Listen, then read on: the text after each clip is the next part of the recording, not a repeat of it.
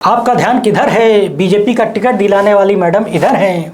इस तस्वीर को ध्यान से देख लीजिए। कट्टर हिंदुत्व के पीछे इस मैडम के ऊपर जितना बड़ा खेल करने का आरोप लगा है, उसने इन जैसों का तगड़ा वाला पर्दाफाश कर दिया है। अभी ये पुलिस की गिरफ्त में है, मगर इनका कारनामा बहुत चौंकाने वाला है। पूरी बात विस्तार से बताएंगे। इसके साथ ही चर्चा होगी भारतीय जनता पार्टी के प्रचार और पोस्टरबाजी में फर्जीवाड़े की। उधर ईवीएम को लेकर विवाद थमने का नाम नहीं ले रहा है। फिर से ईवीएम का मामला गर्म हो गया है। ईवीएम का ये मसला बेहद गंभीर है। आज इस पर हम लगाई गई नई आरटीआई के साथ साथ इसके दुष्परिणामों की भी बात करेंगे। वहीं सोशल मीडिया पर एक खास विचारधारा के लोग एक नया वाला झूठ परोस रहे हैं और उसका पर्दाफाश भी हो गया है। इन सभी मुद्दों पर विस्तार से बातचीत शुरू करने से पहले आप सभी से अनुरोध है कि यदि आप हमें पहली बार देख रहे हैं तो फेसबुक पर हमारे पेज को फॉलो और लाइक कर लीजिए। यूट्यूब पर सब्सक्राइब करके घंटा बजा दीजिएगा। हमारा काम पसंद आता हो तो स्वतंत्र पत्रकारिता के समर्थन के लिए इस QR कोड या फिर मोबाइल नंबर का प्रयोग करते हुए हमें आर्थिक रूप से मजबूत करने का प्रयास जरूर करें। बहुत बहुत धन्यवाद। सबसे पहले चर्चा कर लेते हैं ईवीएम की। आज की तारीख में आप देश भर में ज्यादातर मतदाताओं से जब बात करेंगे तो उनका एक ही सवाल होता है और एक ही सबसे बड़ी चिंता होती है कि ईवीएम का क्या होगा। वहीं बहुत सारे लोग ये भी कहते हैं कि जब तक ईवीएम से चुनाव होगा बीजेपी सत्ता में बनी रहेगी। वहीं सत्ता के समर्थक लोग कहते हैं कि यदि ईवीएम में कुछ गड़बड़ है तो फिर कई राज्यों में विपक्षी पार्टियां कैसे जीत जाती हैं। इस पर बीजेपी विरोधी लोग जवाब देते हैं कि भाजपा जानबूझकर छोटे मोटे चुनाव हार जाती है ताकि बड़े चुनाव में गेम किया जा सके। तमाम तरीके के आरोप हैं। सुप्रीम कोर्ट में चुनाव आयोग का कहना है कि ईवीएम के साथ कोई छेड़खानी नहीं की जा सकती, जबकि एडीआर वीवीपैट की पर्चियों के मिलान को लेकर अलग ही सवाल उठा रहा है। पर्चियों के मिलान से संबंधित मामले पर किसी अन्य वीडियो में विस्तार से चर्चा कर लेंगे। फिलहाल मामला उससे भी ज्यादा गंभीर है। शुरुआत से पूरी बात आपको बताता हूं, गौर से सुनते जाइए। आरटीआई कार्यकर्ता हैं मनोरंजन एस रॉय। इन्होंने आरटीआई के माध्यम से भारत के निर्वाचन आयोग के लिए ईवीएम मशीन बनाने वाली 2 कंपनियों से पूछा था कि आपने अब तक कितनी मशीनें बनाई निर्वाचन आयोग के लिए। दोनों कंपनियों का नाम भी सुन लीजिए। एक कंपनी है इलेक्ट्रॉनिक्स कॉर्पोरेशन ऑफ इंडिया और दूसरी है भारत इलेक्ट्रॉनिक्स लिमिटेड। इन दोनों कंपनियों ने अपने अपने आंकड़े बताए और इनका आंकड़ा था कि इन्होंने निर्वाचन आयोग को कुल लगभग 40 लाख मशीनों की आपूर्ति की है। मगर यही सवाल जब निर्वाचन आयोग से पूछा गया था तो निर्वाचन आयोग ने कहा कि हमें अब तक कुल लगभग 20 लाख से कुछ अधिक मशीनें मिली हैं। अब सवाल यह है कि कंपनियों से मशीनें बनकर निकली और निर्वाचन आयोग को नहीं मिली तो फिर गई कहां?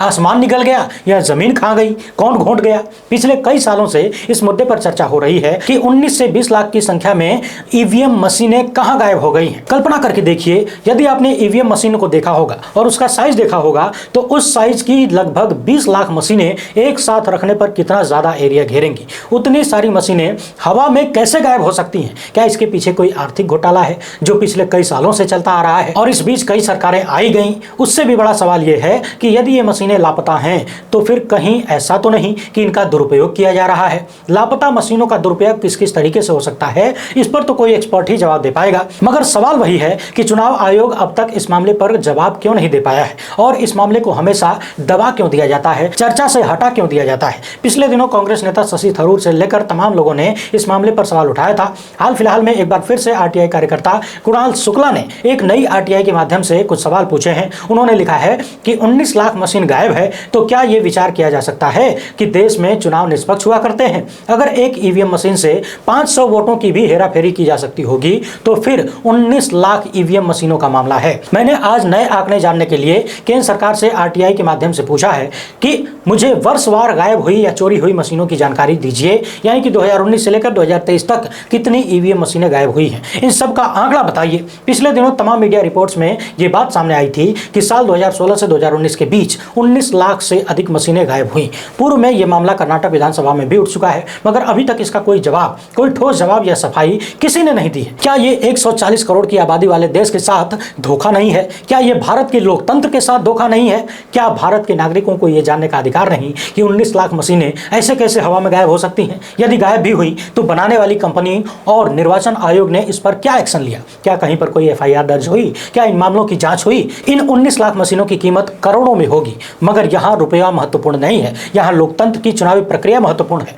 लोग यहाँ तक बात करने लगे हैं कि कहीं ऐसा तो नहीं कि जहां पर किसी एक राजनीतिक दल को लगे कि उसके वोटर नहीं है या फिर वो हारेगी, ऐसी जगहों पर इन गायब हुई मशीनों को भेज दिया जाए जिनके वोटों की गिनती ही बाद में न हो। इसके अलावा बहुत सारे लोग अपना अपना तर्क दे रहे हैं, आशंकाएं व्यक्त कर रहे हैं, अपने अपने हिसाब से लोग अपनी अपनी बातें रख रहे हैं, मगर अब तक इस मामले पर कोई जवाब न मिलना और ज्यादा आशंका पैदा करता है। इंतजार करिए कुणाल शुक्ला की आरटीआई में क्या जवाब दिया जाता है। जवाब दिया जाता भी है या नहीं, ये भी देखने वाली बात है, क्योंकि राष्ट्रीय सुरक्षा का बहाना सत्ता के पास पहले से ही तैयार बैठा हुआ है। आपको याद होगा पिछले दिनों इन्हीं कुणाल शुक्ला ने प्रधानमंत्री द्वारा बाइडेन की बीवी यानी अमेरिका के राष्ट्रपति की पत्नी को भेंट किया गया हीरा जो था उसकी कीमत यानी उस हीरे की रसीद मांगी थी। उस पर जवाब आया कि यदि इसका बिल दिखा दिया तो भारत और अमेरिका के संबंध खराब हो जाएंगे। यानी कि सरकार ने अपने पास आरटीआई का जवाब न देने के बहुत सारे बहाने जुटा कर रखे हैं, कहीं भी किसी को भी चिपकाया जा सकता है। अब जब बात लोकतंत्र की हो ही रही है तो एक बार आप जनता अपने कारनामों पर नजर डालिए। मैं आपके कारनामे इसलिए कह रहा हूं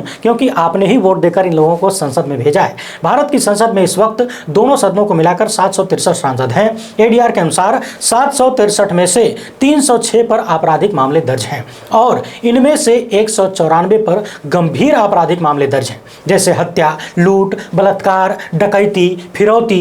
यानी सीधे सीधे देखा जाए तो 763 में से 194 सांसद ऐसे हैं जिनके ऊपर गंभीर आपराधिक मामले दर्ज हैं। ये है आप लोगों का कारनामा, देखते जाइए। राज्यों की बात करें तो सबसे ज्यादा आपराधिक मामले वाले सांसद उत्तर प्रदेश से आते हैं। यूपी में कुल 108 सांसद हैं जिनमें से 49 पर आपराधिक मामले दर्ज हैं और 37 के ऊपर गंभीर अपराध दर्ज है। यदि इन आंकड़ों को पार्टी के हिसाब से देखें तो भाजपा के 139 सांसदों पर आपराधिक मामले दर्ज हैं जिनमें से 98 पर गंभीर अपराध दर्ज है। वहीं कांग्रेस के कुल 43 सांसदों पर अपराध दर्ज है जिनमें से 26 पर गंभीर अपराध दर्ज है। एक बात और बता दूं, बीजेपी के ज्यादा सांसदों के ऊपर अपराध दर्ज है, इसलिए कंफ्यूजन में मत रहिएगा। चूंकि बीजेपी के सांसद ज्यादा हैं तो अपराधियों की संख्या भी ज्यादा है, मगर अपराधियों को टिकट देने में, चुनाव लड़वाने में और सांसद विधायक बनाने में कोई पार्टी किसी से कम नहीं है। वो बीजेपी हो, कांग्रेस हो, समाजवादी पार्टी हो, बीएसपी हो, टीएमसी हो, शिवसेना हो या फिर कोई अन्य पार्टी। एक बात और अपने खूंटे गठिया लीजिए। खूंटा न जानते हो तो बता दूं, धोती या साड़ी का जो कोना होता है उस कोने में जो चीज बांधते हैं उसी को खूंटा कहते हैं। तो खूंटे में गठिया लीजिए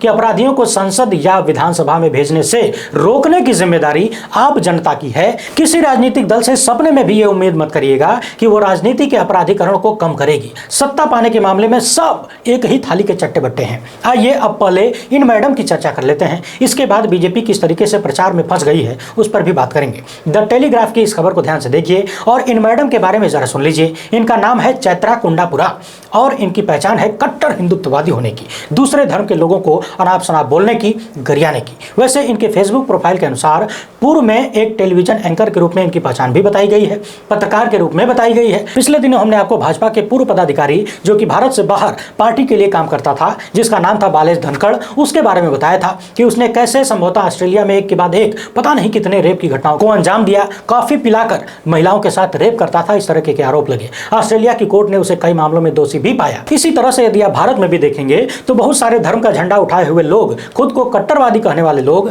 बड़ा बड़ा खेला करते हुए सामने आ रहे हैं। हाल ही में एक और खबर सामने आई कि मोनू मानेसर कोई लॉरेंस गैंग है, उसे ज्वाइन करना चाहता था। अब मोनू मानेसर किस तरीके से किस धर्म का झंडा लेकर घूमता है ये तो आप जानते ही हैं। अब पहले मैडम की बात कर लेते हैं। इन मैडम को पुलिस ने गिरफ्तार कर लिया है और न सिर्फ इन्हें बल्कि इनके कुछ अन्य साथियों को भी गिरफ्तार किया गया है। मामला क्या है जरा अच्छे से समझ लीजिए। कुछ महीने पहले ही कर्नाटक में विधानसभा का चुनाव हुआ था, वही चुनाव जिसमें बीजेपी का सुपड़ा साफ हो गया। उसी चुनाव में भाजपा का टिकट दिलाने के लिए इन्होंने गोविंद बाबू पुजारी नाम के एक व्यापारी से 5 करोड़ रुपया घूस लिया था और यह वादा किया था कि भाजपा और आरएसएस के बड़े बड़े लोगों से हमारी पहचान है, 5 करोड़ दो और टिकट लो। अभी और सुनिए, आगे का खेल और मजेदार है। जिस पुजारी नाम के व्यक्ति के साथ कथित रूप से इन्होंने फ्रॉड किया है, उसने बताया कि चैत्रा ने विश्वनाथ नाम के किसी आरएसएस के पदाधिकारी का नाम लेते हुए बताया था कि उन्हें पैसा दिया गया है और वही टिकट दिलवाएंगे, और बाद में कह दिया कि अरे विश्वनाथ तो मर गया, यानी अब तो पैसा गया, लेकिन जिसने 5 करोड़ रुपया दिया हो वो यूं ही तो नहीं भूल जाएगा।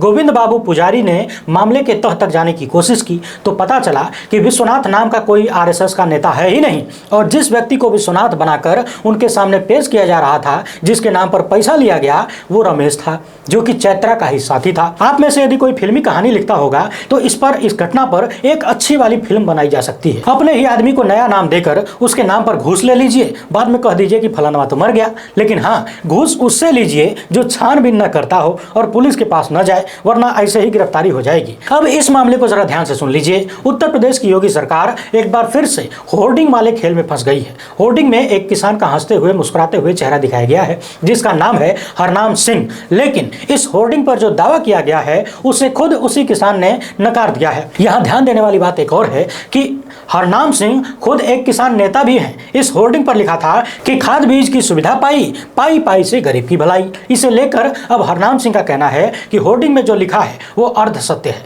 यानी आधा सच है आधा झूठ। किसानों का हिसाब किताब अभी बाकी है, सरकार को उसे पूरा करना चाहिए। यानी खुद पोस्टर पर जिसकी तस्वीर चमकाई गई वो सरकार के दावों की पोल खोल रहा है। मगर ध्यान देने वाली बात यह है कि भारतीय जनता पार्टी इस तरह के मामलों में पहली बार नहीं फंसी है। लगभग 2 साल पहले 2021 में बीजेपी सरकार एक बार फिर फंस गई थी, जब एक सरकारी विज्ञापन में इन्होंने कलकत्ता शहर का फ्लाईओवर छाप दिया था और बता दिया था कि यूपी का है, देख लो, ट्रांसफार्मिंग उत्तर प्रदेश। हाल ही में एक और मामला सामने आया था, जब लंदन यूनिवर्सिटी के एक प्रोफेसर के नाम से उत्तर प्रदेश के मुख्यमंत्री की प्रशंसा करते हुए ट्वीट किया गया और लिखा गया कि योगी को फ्रांस में भेज दो, वहां दंगा काबू हो जाएगा। इस पर यूपी के सीएम ऑफिस ने अपना जवाब भी दिया, उसको रिट्वीट किया और लिखा गया कि पूरी दुनिया योगी मॉडल को चाहती है। बाद में पता चला कि ट्वीट करने वाला कोई फर्जी आदमी निकला, जो खुद को लंदन का प्रोफेसर बता रहा था, वो नरेंद्र यादव निकला। इस पर आम आदमी पार्टी ने आरोप भी लगाया था कि ये नरेंद्र यादव भाजपा की आईटी सेल का कर्मचारी है। बहरहाल सवाल यह है कि प्रचार प्रसार के लिए क्या असली चीजें, असली लोग और असली मुद्दे नहीं बचे हैं? असलियत नहीं बची है? बार बार झूठ का सहारा क्यों लेना पड़ता है भाई? और बार बार मिट्टी पलीत कराने से मिलता क्या है? अभी इस होर्डिंग में जिस किसान की तस्वीर छापी गई थी, इनका कहना है कि महंगाई के अनुपात में गन्ने का रेट नहीं बढ़ा, खाद, डीजल और बिजली सब कुछ महंगी हो गई है। निजी नलकूपों को लेकर मुख्यमंत्री ने बयान जारी किया था कि उनकी बिजली फ्री हो जाएगी, मगर अभी तक विभाग ने ऐसा कोई आदेश नहीं दिया। किसान नेता हरनाम सिंह ने यहां तक कह दिया है कि 25 सितंबर को अपनी मांगों को लेकर लखनऊ आएंगे, सरकार को उसका पुराना वादा याद दिलाएंगे और यदि हमें खाली हाथ लौटना पड़ा तो सरकार के प्रति किसानों में नाराजगी बढ़ेगी और इसका नुकसान सरकार को उठाना पड़ेगा। यानी जिसका चेहरा दिखाकर अपनी हवा बनाने की कोशिश की जा रही थी, अब वही आदमी हवा निकालने में लग गया है, लखनऊ में जा रहा है। यानी यूपी सरकार को उनका खेल उल्टा पड़ गया, अधिकारी बेचारे असमंजस में फंसे हुए हैं। तो उधर सोशल मीडिया पर एक वीडियो वायरल किया जा रहा है, जिसमें यह दावा किया जा रहा है कि ये वीडियो हरियाणा का है और हिंदुओं के धार्मिक यात्रा के दौरान कुछ मुस्लिम आते हैं, झंडा छीनते हैं और जमीन पर फेंक देते हैं, इसके बाद बवाल करते हैं। इसी दावे को तमाम सोशल मीडिया प्लेटफॉर्म्स पर एक खास विचारधारा के लोग, जो अक्सर झूठ प्रचारित करते हैं, वही लोग फिर से फैला रहे हैं और फिर से वही पुराना प्रोपेगेंडा चला रहे हैं। एक धर्म को दूसरे के खिलाफ खड़ा करने की कोशिश की जा रही है, मगर इसकी असलियत कुछ और है। ऑल्ट न्यूज के मोहम्मद जुबैर ने विस्तृत जांच करके साफ किया है कि इस मामले में झंडा छीनने वाला व्यक्ति किसी अन्य धर्म का नहीं है, बल्कि वो भी हिंदू है। यानी कि इस मामले में कहीं से कोई सांप्रदायिक एंगल नहीं है, मगर नफरती चिंटू हमेशा की तरह फिर से अपना काम करने में लग गए हैं। मोहम्मद जुबैर ने यह भी बताया कि जो व्यक्ति झंडा छीनते हुए नजर आ रहा है वो ग्राम प्रधान संजय त्यागी है। बाद में ये मामला आपसी समझौते से शांत भी हो गया था, मगर नफरती गुब्बारों को शांति बर्दाश्त कहां है। वीडियो अच्छी लगी हो तो लाइक कर दीजिए, शेयर करना आपकी जिम्मेदारी है। पहली बार देख रहे हैं तो चैनल को सब्सक्राइब कर लीजिए। फिलहाल इतना ही, हमसे जुड़ने के लिए बहुत बहुत धन्यवाद। जय हिंद।